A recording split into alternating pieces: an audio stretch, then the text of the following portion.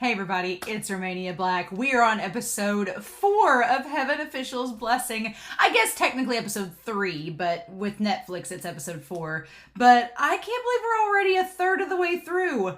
What? So at this point, I have decided that at this point, when I get done with this first season, I am going to sit down and go through the novel and review the novel as well as the manhua and do that. Because that seems like the way to go. Do the illustrative, the graphic novel, as well as the novel itself at the same time. And then once we reach the end of volume 1, the first volume and the chapters of the illustrated version that goes with it, then we'll decide what to do after that. If we're going to keep on reading or if we're going to wait till season 2 comes out, we'll cross that bridge when we get to it. But yeah, so I went back and rewatched the episodes. Everybody keeps talking. I do want to say one thing. I do still want to avoid spoilers as much as I can. If it's something that is going to be mentioned in the novel, I don't want to get spoiled on it yet. I'm going to get to it when we get to the novel. But I went back, everybody was like, you should go back and listen to that quarrel in the temple. Went back. Nothing really stood out other than the fact that it's been hundreds of years since Xie Lian's first ascension.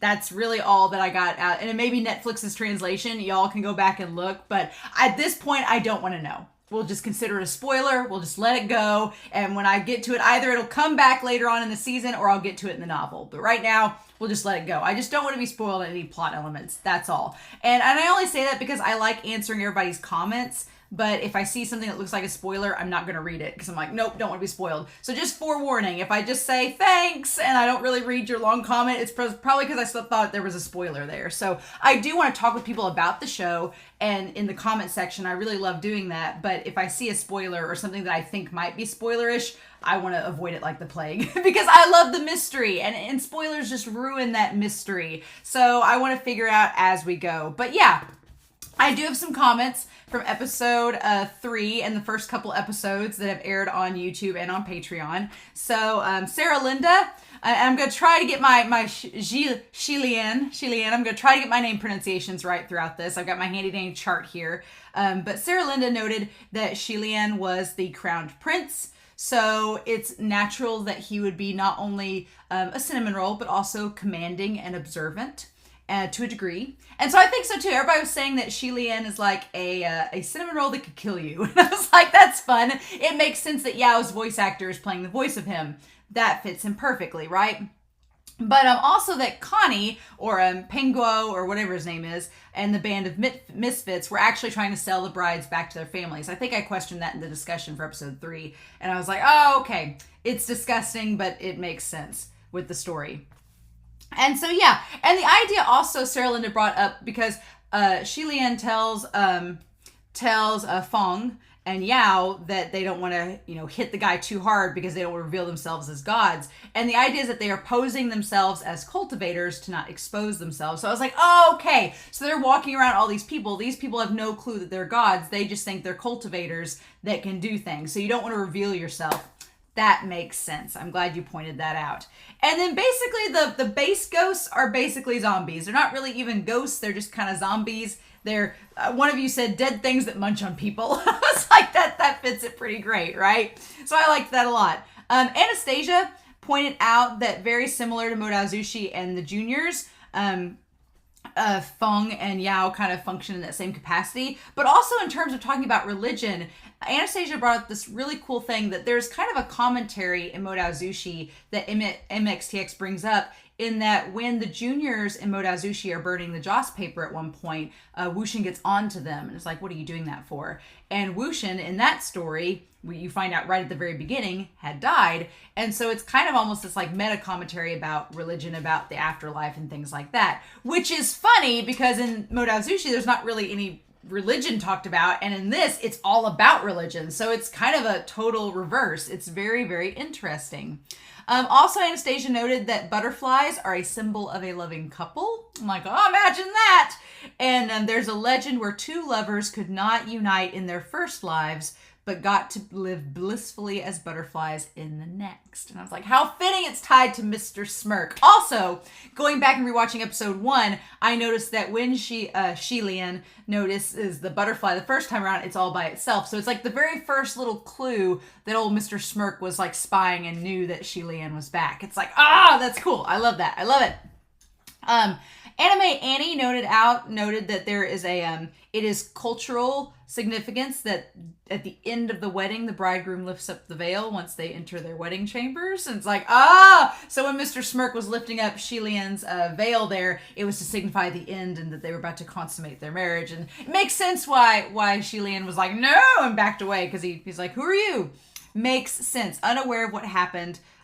So yeah, also Anime Annie pointed out that Xie Lian may be unaware of what has happened between ascensions. And I was like, oh, that makes sense. That yeah, if he was kind of in this nether sphere or kind of in this limbo, sort of like Wei Wuxian was in Modozushi, or it's not even that, it's the fact that Xie Lian's been human, been immortal, like in the mortal realm, and has no clue what's been going on in the heavenly realm, however long it's been since they've ascended. That made a lot of sense. I was like, okay, that does make a lot of sense. And it's kind of like Wuxian, sort of. When Wuxian came back in Modozushi, he was like, what's been happening these last several years? And Xie Lian is kind of in the same boat.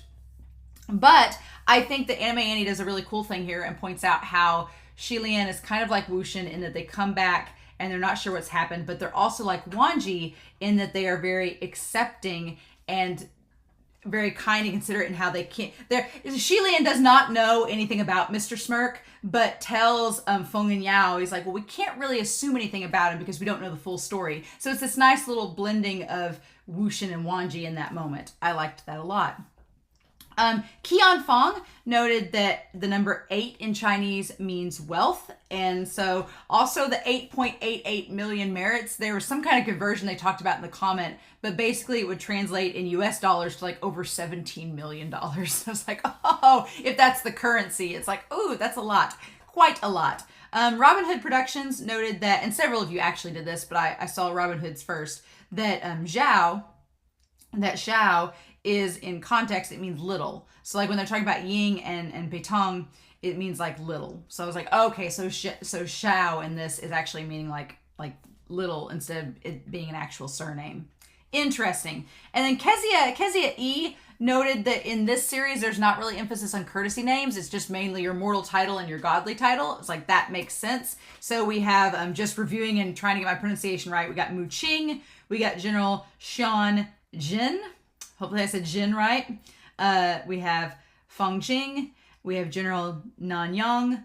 And then we have General Ming Guang is the one whose temples are being burned down, that we don't know what is up with that, right? So I'm just trying to get my pronunciations right on there. And then Nobayuji Tag Team noted that this story has a lot of mystery and unfolds like Attack on Titan. I was like, oh, okay. Even more reason why I don't want spoilers, because I love Attack on Titan, and so far I've not been spoiled with that series. And it was so fun going through it and not being spoiled and figuring out the mystery as we go. So I hope it's like that with this series. If this story is like, if this story unravels like Attack on Titan in terms of the mystery, you sold me. I'm sold. Great. And then Dean noted that Wei Mao is the hat that Xie Lian wears that has the veil over it, and it's typically worn by travelers, but also mostly by women. And I was like, oh, so basically just like Wei Wuxian, what you're telling me is that Xie Lian is the bottom in this relationship and Mr. Smirk is the top. Couldn't have seen that one coming. I couldn't have seen that coming. Not with the height difference and all. Yeah, no, it wasn't apparent at all. But that's really cool. I like to learn that about the hat.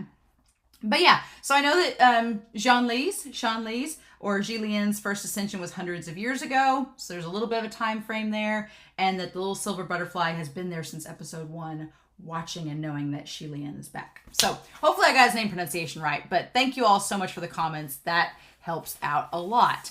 And so I've wasted enough time, like 10 minutes in this. Let's not waste any more time and dive into this episode, shall we? This is going by so fast. We're already on episode 4. So we left off where we figured out it wasn't the bridegroom that's the problem. It's the bride. It's that. And then old Xie Lian's going to try to figure it all out. And did a lot of detective work by themselves. Old Feng and Yao not doing too much other than just kind of being there to give a little bit of exposition, especially that Mr. Smirk is perhaps more powerful than he seems. But let's not waste any more time. I'm ready to dive in and see if we get some resolution to this whole bride situation.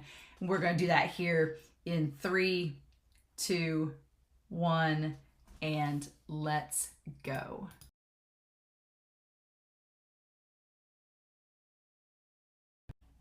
What? I'm not gonna lie. I feel like the last 5 minutes of that review, I was just like, we're okay. That whole love story, we're getting a lot more suggestive themes than we are in Modao Zushi for the Donghua. I mean, this is the thing, like in the Donghua of Modao Zushi, everything was very chaste. A kiss between characters? No. A sex scene between characters? No. Like the most we ever got was like Daddy Jin about to die, and that was it, right? They're already having like a suggestive sex scene and kissing already? What? And wait, what are we censoring? Excuse me? Not fair. Not fair at all. Wow, okay. There was a lot that happened in this episode, and they just set up a whole bunch of stuff. I'm like, because I was wondering going into this, I'm like, well, we're almost a third of the way through the first season. I mean, granted, we have this whole bride situation, but how are we going to resolve it? And it gets resolved by this whole other stuff popping up. Like, what? So, okay. So the boy from the mountain, just going back, the boy from the mountain, I'm trying to remember back to the last episode, he basically kept coming around, and the girl finally took pity on him and started bringing stuff to him to keep him to have him come around so she could talk to him. But he was always bandaged up because he was sick. Okay. So, interesting. Okay. So, whatever is happening to this boy, we're going to go back through the episode. I'm going to rewatch it here as I talk with you all. But, so this disease that he has on his face is something from hundreds of years ago that is directly tied to Xie Lian and the first demotion that he had from godhood. Okay. And no wonder he was freaked out by it. Like, wait, what? What is this? Okay. I like that we tied the bride back to let me get his name right on here, to Mingguang. I'm glad that we tied to General Pei. I'm glad that we tied her back to him and it all came full circle. It made sense. So she was the one that did the arson to destroy all the temples. Not another god, but her. It was like, okay, awesome. That was good to know. So I'm going to put down here that we have General Pei is General Mingguang. General Pei. And then we also have the descendant of him, which is the General Pei Jr. Okay, who's like a deputy god. He's a deputy god at this point. I'm going to put this down. A deputy god to him. Man, nepotism, huh? Nepotism much? You know, fun times. Because, yeah, they basically say that, yeah, it's total nepotism. Like, he basically promoted his descendant in his 20s to godhood. Okay. So that's kind of a world building thing. So the gods can apparently have a hand in the promotion of others. And yeah, clear nepotism, getting his descendant to get promoted as well, to get ascension. Okay. So fun times, but it's so interesting because you find out that it's the bride, Zhangji, who is in love with him. And the fact of the matter is she didn't destroy the last Guang temple because she was still in love with him. Like, she just wanted him to recognize her. And I feel bad for her because, yeah, it is a two-way street, but he totally made the first move. Like, he swayed her heart and then he cast her aside. Like, what an asshole. Like, we'll talk about him. But I was like, huh, okay. It all makes sense. And then she took her own life and then just became this wrath and then cursed all these other women to join her and not be happy brides. Okay.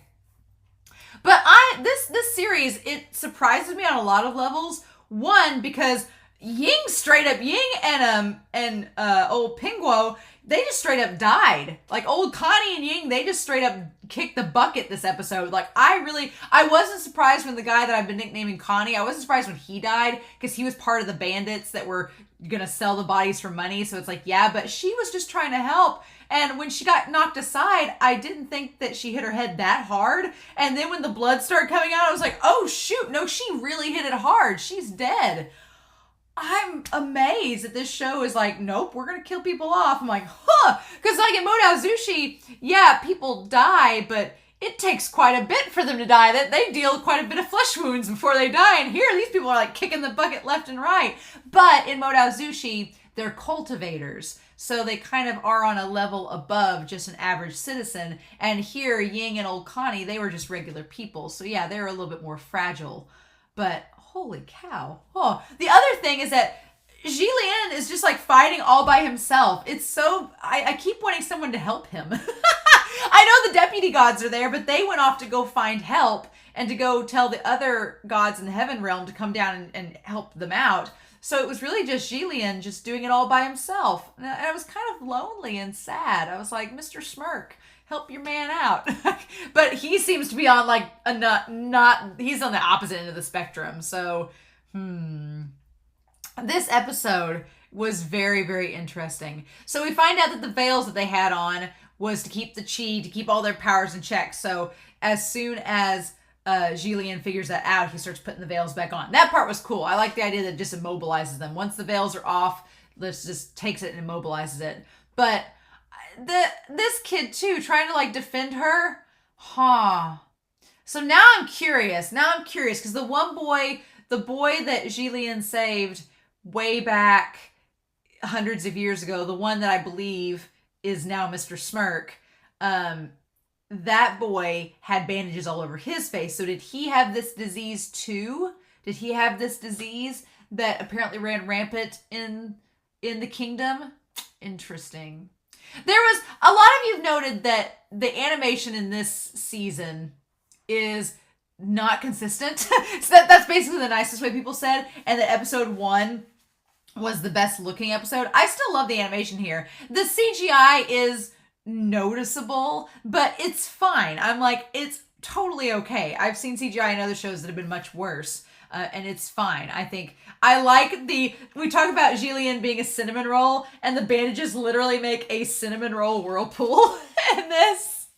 I think that's funny. It's curious because the bandages make the whirlpool, and in the ED, there's like a red spirally whirlpool too. So I'm like, I wonder if there's a connection between those things. If the whirlpool that Xie Lian makes with the bandages connects to the red ominous whirlpool that's in the ED. Curious. But yeah, the whole reveal with the bandages and the one kid is so interesting. And it makes me want to watch episode 5 like right now, right? Because I want to know more. Because Xie Lian is terrified of this fact. So interesting. But yeah, he sends Yao and Feng to go take care of things and to go get reinforcements, which they do. We'll get to that. And meanwhile, Xie Lian's just basically a one-man army fighting these guys all off and just sealing up all the veils and everything. And I like that he makes a little circle for them all to stand in, and it makes a barrier where the brides can't get through it. And then Xie Lian's just running around doing all of this in a wedding gown. I find that the most funny out of all of it. That I like him in the wedding gown though. Is it bad that I like him in the wedding gown more than his actual clothing? I would seriously watch this whole season if he just stayed in the red dress with the makeup on. I'd watch the heck out of this. Not that I don't like his original outfit. I just like him in red. He looks better in red. And then he's like, thank you. Let me hear the sound of dimes if you agree. I love that. He's like, give me some merits. If you think I'm great, I'm here till Thursday. It's great. The lines for my acrobatic performances slipped out. Okay, this is bad. So I like that Xie Lian, he's a cinnamon roll. He's trying to play fun and be humorous while dealing with all of these zombified brides, like you do. And okay, when he tries to get a hold of, so the whole idea of the communication array in this series is kind of hilarious because it's basically he's trying to call in the most there's no phones in this world, but it's basically a phone. He's like trying to call Ling Wen and be like, Ling Wen, help, come through. And then finally she's like, oh, hey, Your Highness. He's like, you're finally here. And I love that she says, I was occupied with a conference. The bureaucracy of the heaven realm is kind of hilarious. And she's like, oh, sorry, are you in trouble? I was on a Zoom call. What's up? I just love that they're like communicating. And I like that for the DONGHUA, they have to do this to like show some kind of sign. I'm assuming in the novel, they don't have to put the fingers up next to their head. They can just think it and it happens. But that's so funny. I was occupied with a conference. And the look on his face, he was like, he's just like, she's like, what would you like to know? And he's like, He's like, I'm fighting off these corpses and you're at a conference. Cool. And he's like, has General Ming Guang had any relationships? I'm in a dire... And she's like, why? Why would you want to know this gossip? He's like, I got dozens of corpses chasing after me. I need to know. Has he ever dated a possessive, jealous, or and disabled woman? And so that's interesting because he automatically picks up on... He mentions the disability because he picks up on her legs making the noise and not moving like normal. And I like that it takes her literally 30 seconds. And she's like, oh yeah, yep. Instant, like, that's the thing. If you've ascended to godhood, you can use Google instantly and figure it out, right? Old Pei, and they called him Old Pei, was a human general before he ascended. Okay, he once met a female imperial general on the battlefield. I like that. I like that in this story that there are female generals. I like that. I wondered if that was going to be the case when we met Ling Wen, because the fact that she, like, is a goddess and, like, ascended to godhood, I was like, okay, are we going to get, like, stronger female characters? Because honestly... With Modao Zushi, other than Wen Qing and Yan Li, who are both strong in their own rights, there's not any, like, military presence by any female character in Modao Zushi. There's just not. They are wives, or they are doctors, or they are maidens, or they are nothing else. There's no, like, female... There are some female cultivators, like the leader of the land sect. So there are some female cultivators, and you have, obviously, Baoshan, in Baoshan in that series, but you don't ever see, like, in the Ni clan, you don't see, like, female cultivators on the battlefield. You don't really see any of that, except for, like, a handful that are mentioned. You don't see any, like, in the actual story, in the Donghua itself. And so I like that in this, there is, so that's kind of cool. She was beautiful but tenacious. Her name was Shanji. And yeah, Shanji. When she was defeated and captured, she attempted to take her own life. But Old Pei stopped her. So she attempted to take her old life. She attempted to take her own life before she even fell in love with him. So she was suicidal before then. But he stopped her.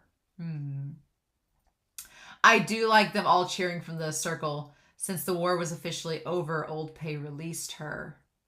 As she's, like, chasing after her. But Zhangji kept challenging him. One thing led to another, and they fell in love. So even after the war had technically ended, they kept quarreling and they became enemies to lovers. That old trope. And I like that as he's saying, it sounds like a love story. As he's, like, getting this exposition, he's fighting against her. It's great. And then it was supposed to be one. The tipping point was when Zhangji wanted to be with Old Pei forever. And I like that. That Xie Lian says, well, that doesn't sound bad. Like, she wanted to be with him forever. That sounds like romantic. Like, you would want that, right? And then that's when Ling Wen says, however, Old Pei was a playboy. It's that old Daddy Jin syndrome, right? It's that old Daddy Jin syndrome. Just acting up there. And we'll talk about that, too. Besides, their countries were hostile, which put them in a tough spot.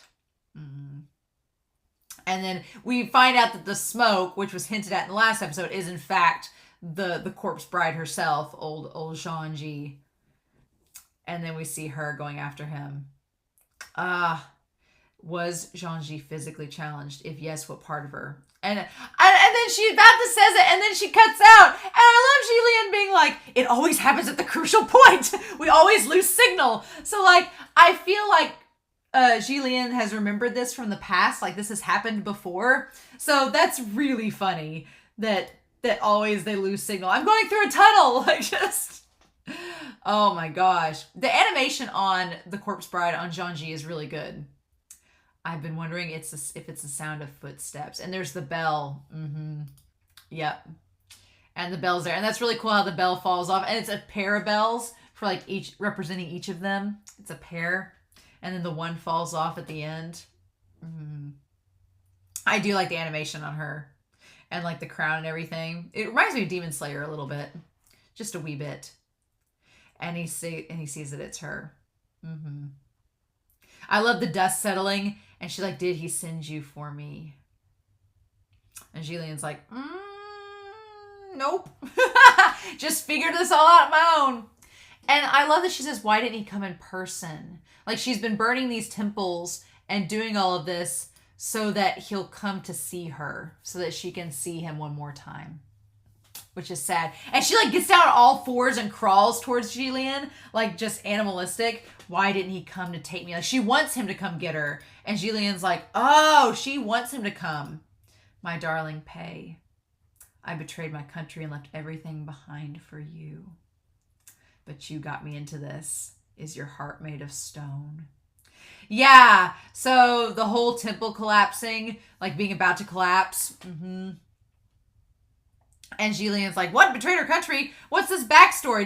Did General... And I love that he's like... he has a scornful expression thinking, did General Mingguo take advantage of her affection to get her intelligence? And then he abandoned her and caused her disability? Which is not quite the case. It's not quite the case, but he's making these guesses. And then she's like, listen. And her just laughing. That's why everyone who is here today shall die, because he didn't come. And he's like, you look, I know you got this beef against the general, but you shouldn't get innocent people involved, right? He's like, people get hurt. And she's like, I just want to see him. And starts fighting him. And at this point, old Connie over here, poor Xie Lian is trying to fight off this vengeful corpse bride by himself. And old Connie is trying to drag that kid out of the protection array, right? Just trying to drag him out. Saying, what if you get the ghosts here? Come and help. It's like, ugh, you're worse than the ghosts. And so they still think he's the bridegroom. And it's like, that's not the case. And Ying's like, no. And then, yeah, she straight up just kills Connie. Like, and he's like, no. And Xie Lian's like, just get back in there. I'm trying to help y'all. But no, she like straight up murders him. And we don't see it, but you hear the crack. You hear that crack, and then you see his, like, bloody body on the ground. What the heck, show? And the guy, like, the one guy falls down. He's so distraught. He's like, oh, my God. And then, yeah, Xie Lian's like, stop committing more sins and killing. But Zhangji is just like, I just want him to come and see me. Why won't he come? And Xie Lian's like, can't you stop hurting other people? And then she starts confusing Xie Lian for Mingguang, and he's like, I'm not that person. And she's like, I've been waiting for years, but you never came. Are you too ashamed to see me? And Xie Lian's like, ugh! And then her like crouched next to his statue. It's all because of you and all for you. So why haven't you shown up? And then yeah, poor Ying. Ying just like, the bride's about to like, and then, yeah, the bride's about to make Xie Lian, like, suffer. And he's like, I'm not who you think I am. And so he's trying to fight her off. And then, yeah, Ying comes up and she just straight up just uses the spirit and just knocks her aside. Oh my gosh. Yeah, and that's when the boy, like, runs after him. Oh. So, yeah, this was great. And then he manages to get her away long enough for old Ying to die. I can't believe she's dead. I still can't believe she's dead. I really thought that she was just going to get knocked aside and be totally fine. But no, she straight up dies. Just, and this poor kid is just left. And then he, like, Xie Lian closes her eyes and this poor kid's left with her corpse. Ha! What is this show? This show is so much... I mean, here's the thing. In Modazushi, within the first couple episodes, yeah, there are character deaths, but they're characters who are kind of awful, and you sort of expect them to die. You're like, oh, they're probably going to die because they're just not good people. But the innocent people, like, don't just die straight away. And here, yeah, they're gone. It's crazy. And so then, yeah, Xie Lian says that once a wrath has a burst of strength, normal people can't withstand it. And he's like, I need to nip this in the bud now before she kills everybody. He's like, but I don't have my spiritual powers. And yeah, she's about to attack. And I love Xie Lian is like, okay, I need to stop her. I don't have my spiritual powers, but I'll do my best.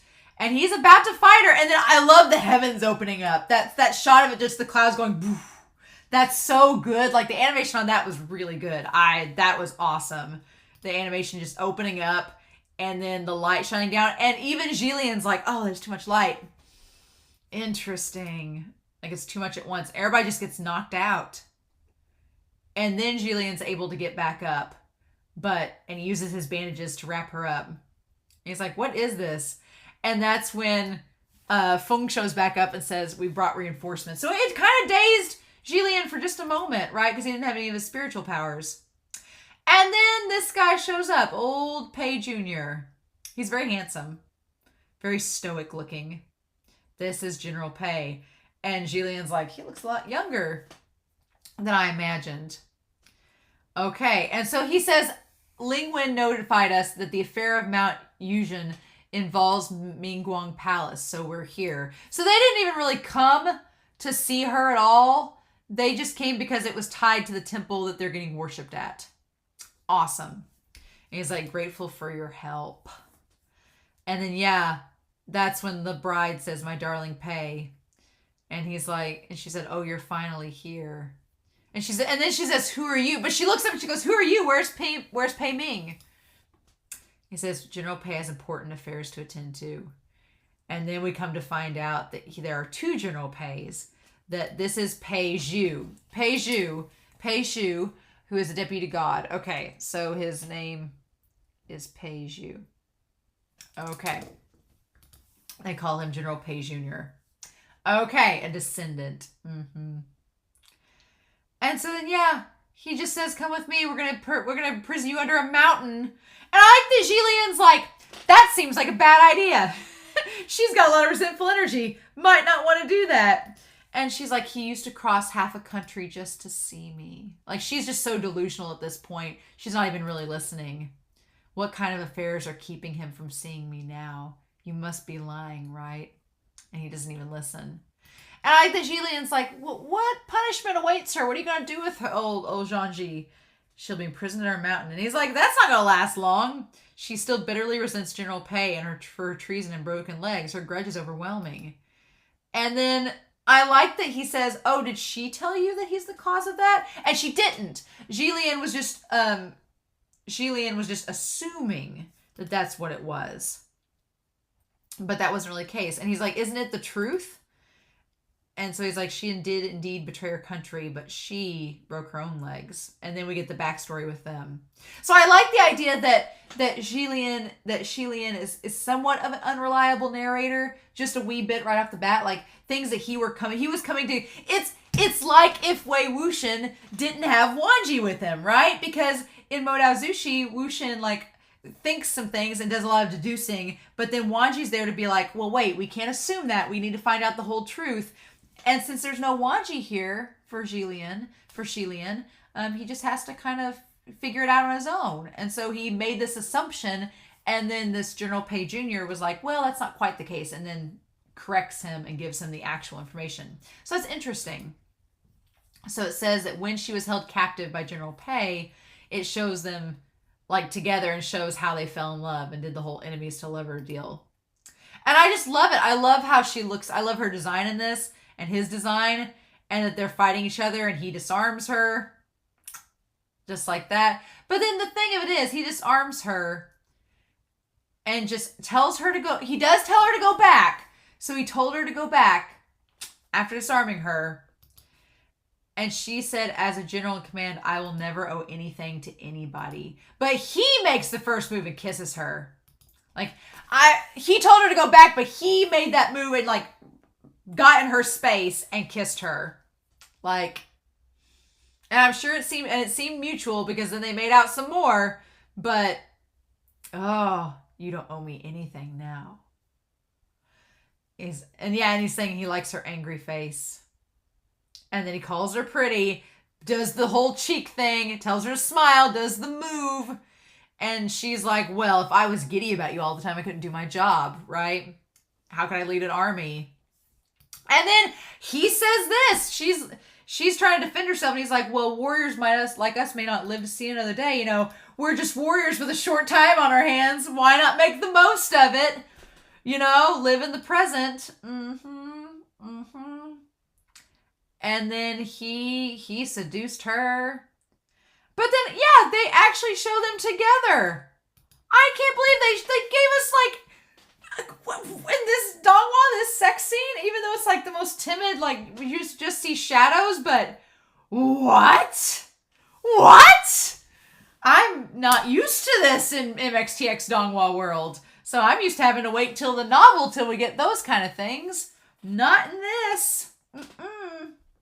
And then they like go boar hunting together. Like they fall in love. Yeah. And it's all great until she wants to get serious.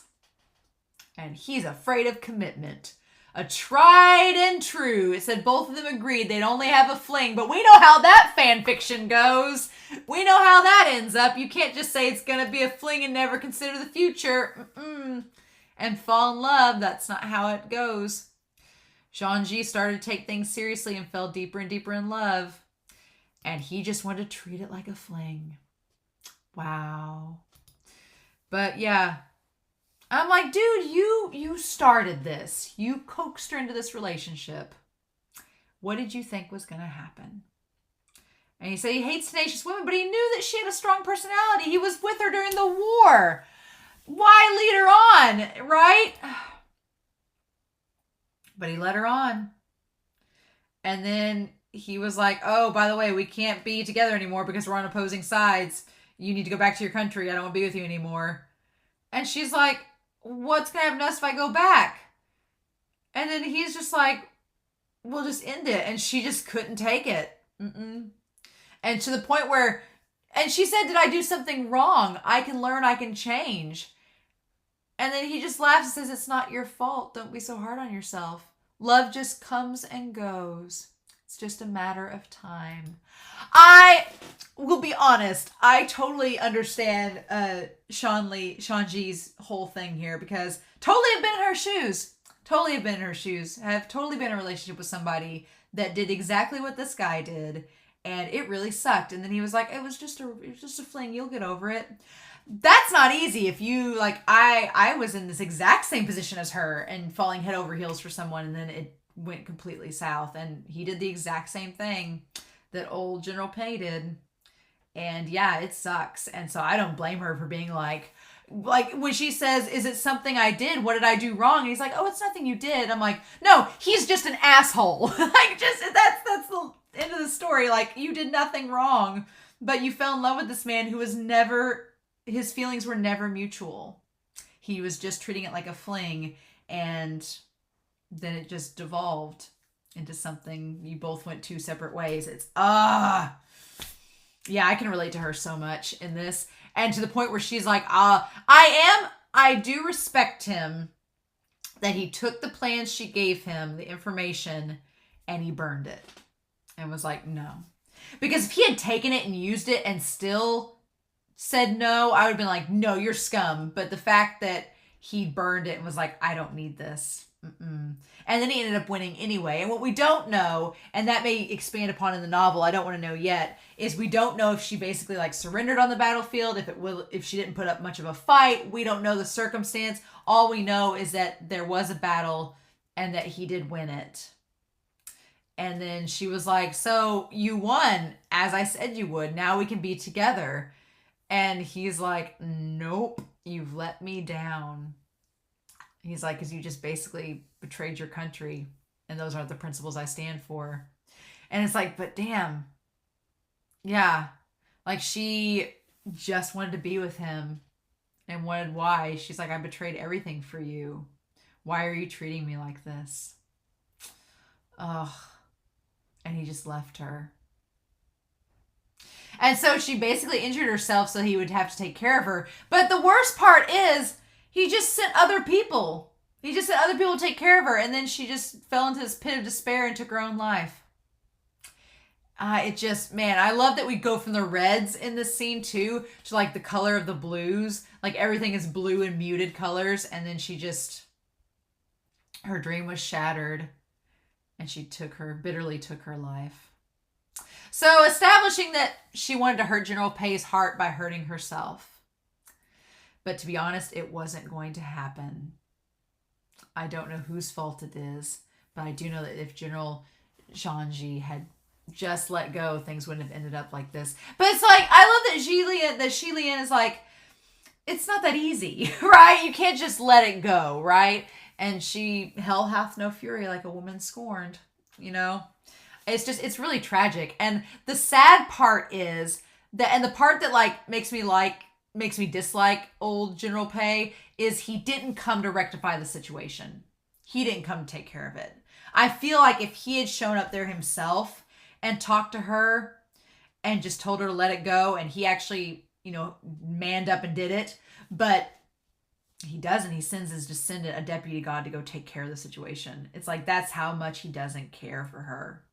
And it's so sad. It's really sad. And she's like, it doesn't heal her or soothe her or let her pass on to the other world at all. It just makes her more resentful. Ugh. And she's like, you better not fall in love with anyone or you will be burnt by the fire of love for every single minute of the day, just like me. I love that she scorns the sun, just like you'll be burnt by the fire of love until your heart is reduced to ashes. And then I like that while she's going on this tirade, spilling her guts, he does a conference call with his ancestor, and he's like, oh yeah, General Pei asked me to tell you that it would never happen. I'm like, he had time to call, so he had time to call his descendant, but he didn't have time to go and take care of the situation himself. Wow. Poor Xie Lian is probably like, so that's how it is here. And then, yeah, he's like, if you'll excuse me, Your Highness. I like that I'll call him Your Highness because he was a prince. And then they just take her away. And Xie Lian's like, what? And I like that Feng's like, oh, they're crazy. Which, yeah, they seem like it. But then Xie Lian is like, no, we're outsiders. We're in no position to judge. We don't know the full story. I'm sorry. But he's like, I feel sorry for the innocent victims who were caught up in this. That's the thing. Xie Lian is like, I don't know the full story. So that's more like the Wanji side of it. He's like, I don't know the full story, so I can't really judge the situation. But it doesn't change the fact that these innocent people died because of some stupid quarrel between these godly beings. That's the sad part, right? It doesn't bring her back. That's so sad. And then, yeah, them walking away with her. And then all the corpse brides all just kind of dissolve into flame. And so, yeah, see, there were the joss sticks and everything. And, those were kept around to burn for him. That's just really sad. And she's just smiling bitterly and drops the one bell. Drops the bell that represented him. She just cast him aside. Because it shows us the image of the temple where she had burned the incense and kept on praying for him to come see her, to give her one last sense of closure, and it never happens. And so she just discards the bell that represents him, I'm sure. So then, yeah, we cut to the corpse forest. We cut to the old corpse forest, so they're cutting the bodies down from there. Fun times. Y'all said that the corpse forest is much more gruesome in the novel. I don't want to know any more, but I'm excited to read it. But they say General Ming Guang was involved in such a romantic drama. Didn't you run away? Why are you back? Oh, yeah, because Yao said he was going to run away. He's like, I know, I think Yao is the brunette and Feng is the dark-haired one. I think that's the difference between them. And so, yeah, they're getting all the corpses down. If it wasn't for the help I got, you would have to move the bodies. And I love that while these two are arguing, he's like, you're only worthy of cleaning things up. So what did you say? While they're arguing, Xie Lian's like, okay, let's stop arguing. Trying to be the peacemaker between them. Amazing. And then they just quarrel like a bunch of cats. It's great. And they're like, when will you take the wedding dress off? And Xie Lian's like, oh yeah, I was wearing this while talking to General Pei Jr., wasn't I? He wouldn't care at all, even if you looked 10 times weirder. Really. Pei Shu ascended within 100 years or two. General Pei promoted him when he was only in his 20s. Okay, so yeah, it took hundreds of years. Okay, let me see if I got that right. Let me get this right. So the original General Pei, it said within 100 years or two. Okay, so he was probably a cultivator because he was a general, so he could live longer than most average people. That makes sense. So he ascended after a couple hundred years. Okay, but his descendant only was promoted in his 20s. He's difficult to deal with, just like his ancestors. And they're like, did you know what he did before his ascension? And then they say, massacre. So he basically just killed a bunch of people. Interesting. And I like that Feng and Yao say to Xie Lian, they're like, not many officials in the upper court are trustworthy. You shouldn't trust anybody. But then they both argue, being like, well, Yao says that. Yao's like, you can't trust anybody. And Feng is like, well, you can still trust a few people. And they're like, oh, your boss? And so then they quarrel again. But yeah, I love their dynamic. I love that Xie Lian's just stuck between them, being like, please stop. Let's figure out what to do with the villagers. And then I like that he just scolds them. He scolds them like a school marm, right? I love that he says that he gathers them all up. I love this. He says, repent your sins and never repeat the mistakes. And then you shall not sell the corpses and carry on other illicit businesses. He's like, did you learn your lesson? You bandits, you rabble-rousers? And pray and offer incense offerings for the dead bodies. And then he takes Ying to bury her. And I like that Xie Lian, he looks so sad. He's like, she was innocent. She didn't deserve to die. Ugh. And so then, yeah, I like that they bury her and they put the tombstone there. And then you see the two flowers, like the two little, they look like bluebells. Maybe they're not. Or morning glories or lilies. I can't tell what flower that is. But the tomb of Zhao Ying. And there's the two flowers that were in the distance are also on the grave. So then, yeah, our boy's back in his normal clothes. And they say he can't stay at Mount Yuzhun. Then where shall he go then? Back to the heaven realm with your highness? And then, so they say that the boy he can't stay on the mountain. He has to leave. Okay. And so then they asked if Xie Lian would take him with him. He's like, I can't even take care of myself. I ain't taking care of an extra person. I have to think of a better way. The dead are in a better place, and we shall cherish the living ones. She wouldn't want to see you grieving. And I like the boy tenses up when it's weird. The boy tenses up when he puts his hand on his shoulder, like he's like he's mad. And then he notices the bandages are bloody. Your head is wounded. Take off the bandage.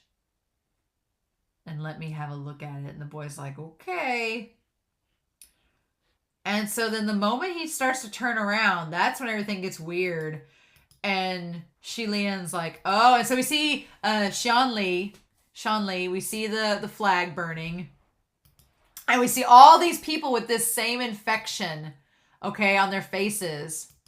They all have the same infection. And then we see him, and he has a mask. He has a mask, but it's not the same mask. It's not the mask that he wore during the festival. It looks like, ooh, that mask is creepy. It has a frown face, and there's like, its eyes are red, and it's frowning, and there's a teardrop. Oh, and this boy, like, the blood vessels are like all up in his eyes, and it's on his face. The human face disease. What? It's impossible. And Xie Lian's like, what is this? Shouldn't it have died out hundreds of years ago along with the fall of Shanli Kingdom?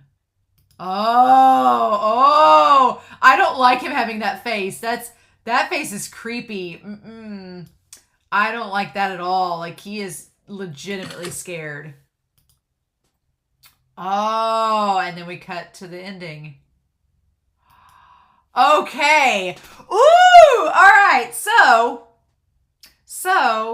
we got this mysterious disease that is tied to Xie Lian. This mysterious disease is tied to him, and he's not happy about it. And they need to get off the mountain. They're worried about Mr. Smirk, and we've established that we can't trust a lot of the gods. They're not trustworthy. Old General Pei is a playboy and also an asshole. His descendants not much different, to our knowledge. And things just got a lot more interesting. So, oh my gosh, that's okay. Okay. I'm really curious now, y'all. I am super, super curious to see what's going to go down in the next episode. That's going to be a lot of fun. So I'm curious to know what you all think down below. Please no spoilers, but I'm curious to know what you thought of this episode. I hope you enjoyed this reaction discussion. Please no spoilers, but I'm so excited to get into episode 5. And see what we're dealing with. So yeah, no big deal. It's fine. So I hope you all have a wonderful week. Please stay safe, take care, and yeah, I will be back very soon with more Heaven Officials Blessing. Bye.